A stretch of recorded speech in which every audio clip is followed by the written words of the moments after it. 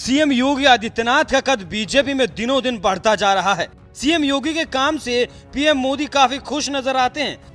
वो अक्सर पीएम मोदी की तारीफ भी करते हैं। यूपी में सीएम योगी की तरह उनके मंत्री और सांसदों को भी फायर ब्रांड नेता के तौर पर माना जाता है। आगामी लोकसभा चुनाव को देखते हुए पीएम मोदी की यूपी पर सबसे पैनी नजर है। लोकसभा सीटों की नजर से यूपी सबसे बड़ा सूबा है।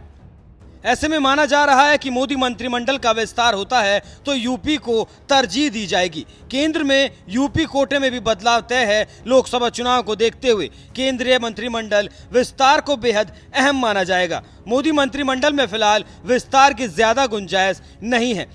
ऐसे में कुछ मंत्रियों को बाहर का रास्ता भी दिखाया जा सकता है, तो वहीं कई नए चेहरों को एंट्री मिल सकती है। यूपी कोटे से अगर मंत्रियों की छटनी की जाती है तो बीजेपी दलित, ओबीसी और ब्राह्मण चेहरों पर दांव खेल सकती है। ऐसे में मौजूदा मंत्रियों के सिर पर खतरे की तलवार लटक रही है।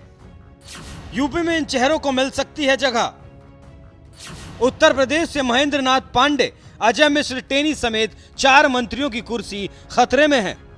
पांडे का विभाग भारी उद्योग पर शिवसेना का दावा रहा है। यूपी कोटे से संजीव बालियान का कद बढ़ाया जा सकता है।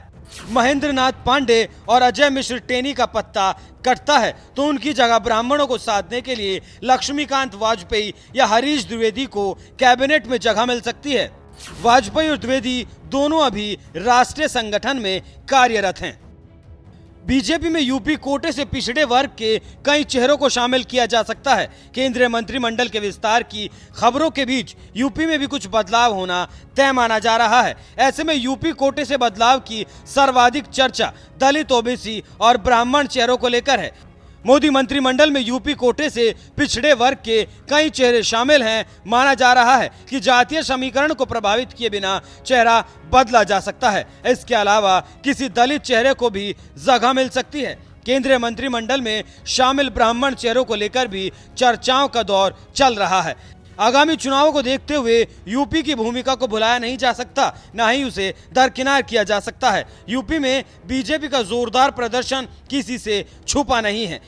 योगी आदित्यनाथ के नेतृत्व में काम कर रहे मंत्री सांसदों की रिपोर्ट भी केंद्र सरकार ने मंगवाई है। उसी के आधार पर कयास लगाए जा रहे हैं कि हो सकता है कि यूपी के सांसदों की लॉटरी लग जाए।